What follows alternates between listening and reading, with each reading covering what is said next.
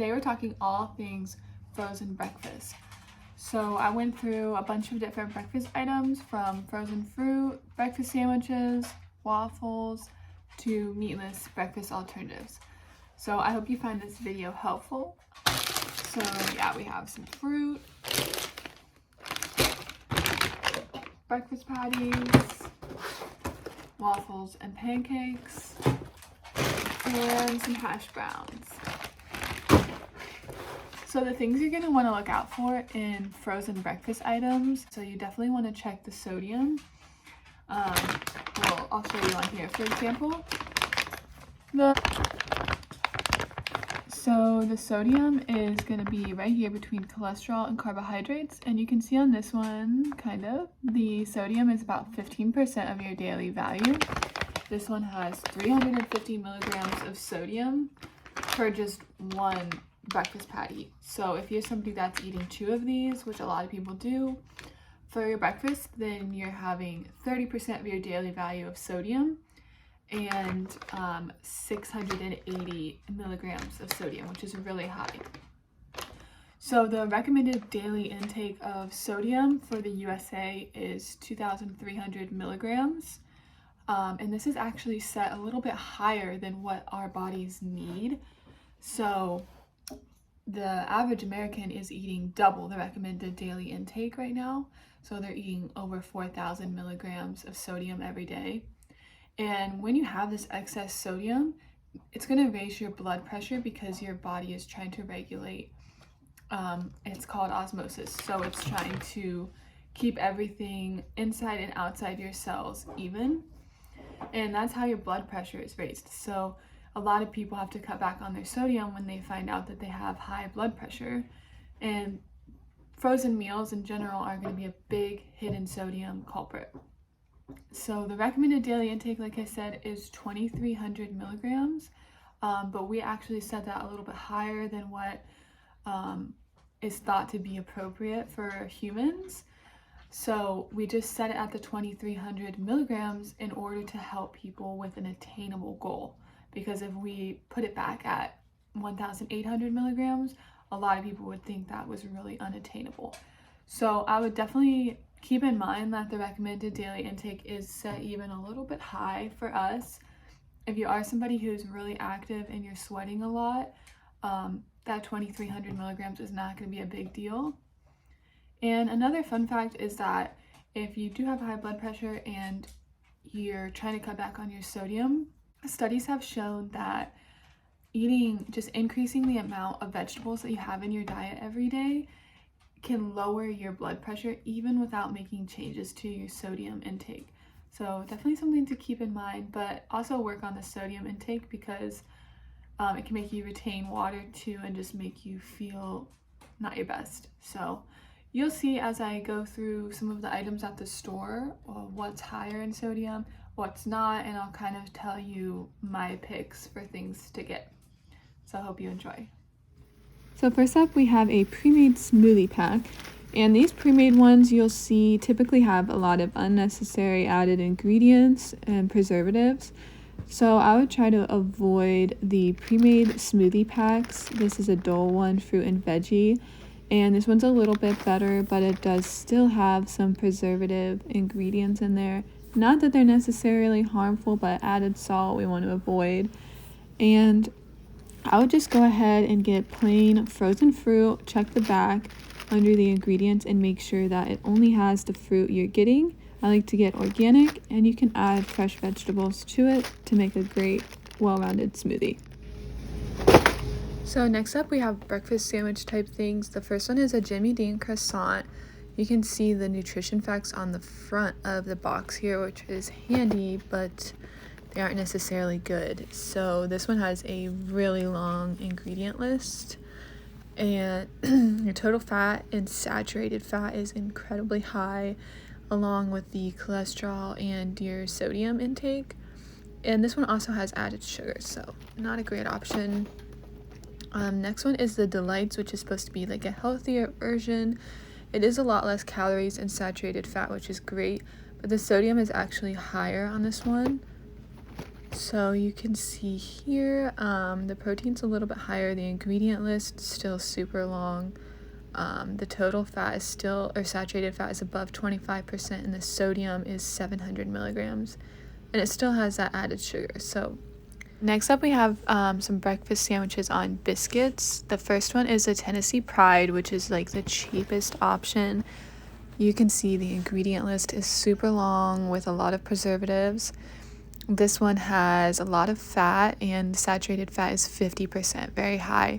The cholesterol is high, and the sodium is 1,000 milligrams. That's so high. Stay away from that.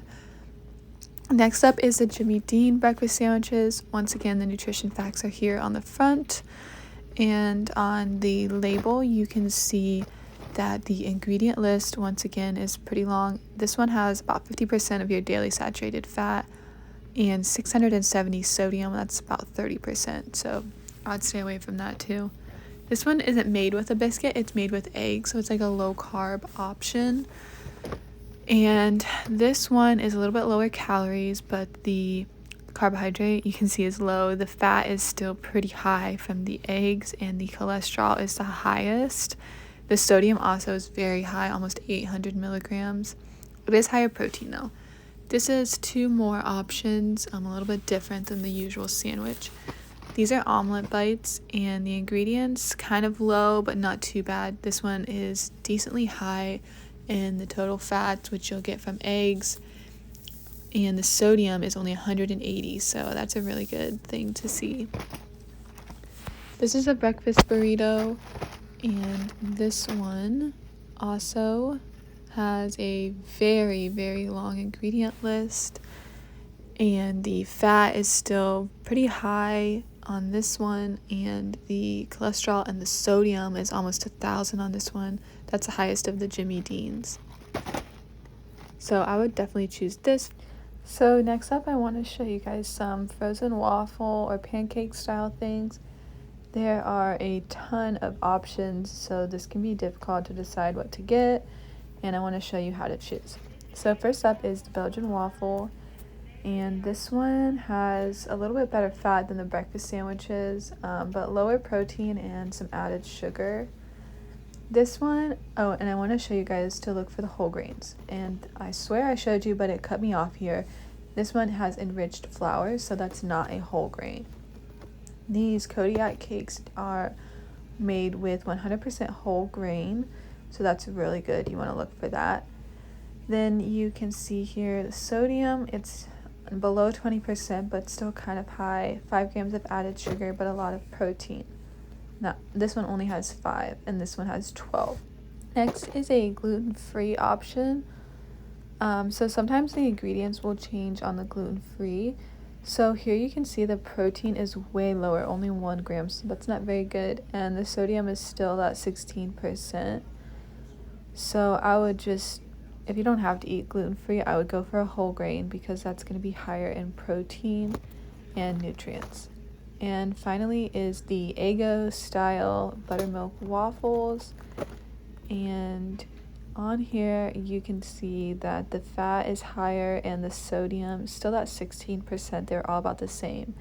Only 4 grams of protein and enriched flour, which we want the whole grain flour there, and that's not whole grain. So I would definitely choose a Kodiak cake. Then I found a multi-grain waffle, which is awesome. So you can see here the protein is a little bit higher with 5 grams. That comes from the whole grain, and the first ingredient is whole wheat. Next up is our meatless breakfast sausage. So on these, you just want to check the fat and the protein content and the sodium. First up is Morning Star. This one has about 3 grams of fat, which is going to be close to average. It has 9 grams of protein, so it's kind of in the middle. A pretty long ingredient list, and you will see that this one is not a vegan option. It contains milk and eggs. This is a Gardein brand. It has only 6 grams of protein, so I kind of threw it out of the contest here. But it does once again have 3.5 grams of fat, so pretty average, but a little bit shorter ingredient list, and it only contains soy and wheat, making it vegan. Next is the Beyond Meat breakfast sausage. This one ties for the most protein at 11 grams, but the fat here is really high, so I don't really like that for this one. and the ingredient list is a little bit long, but it is a vegan option. Again, it doesn't contain soy. This is a Simple Truth bread, and this one is my favorite. It has 4.5 grams of fat, so it is a little higher than the other ones, but lower than the Beyond Meat. It does have 11 grams of protein, so tie for the most. The ingredients here, not horrible, not the best, but it is a vegan option. It only contains soy and wheat. Next up, we have our breakfast potatoes. We'll start with the hash browns. These don't have any fat and they have barely any sodium. They also have 2 grams of fiber, which is great, and a pretty decent ingredient list. Then we have our red skin potatoes, which have 3.5 grams of fat, 370 milligrams of sodium, so kind of high, and only 1 gram of fiber. So the winner here is going to be the regular style hash browns. If you're not already following my Instagram, it's j_eatspretty, and I share a lot of homemade recipes on there, and every day I like to share kind of what I'm eating throughout the day as well to inspire people, because I really promote like a whole foods diet, and cutting back on the processing wherever you can. So if that's something you're interested in learning more about, definitely check out my Instagram. And I do have a website as well, which is jeatspretty.com, just the letter J. So check those things out and subscribe to my YouTube for my weekly updates for the Mindful Consumer episodes, and hopefully some recipe videos coming soon as well.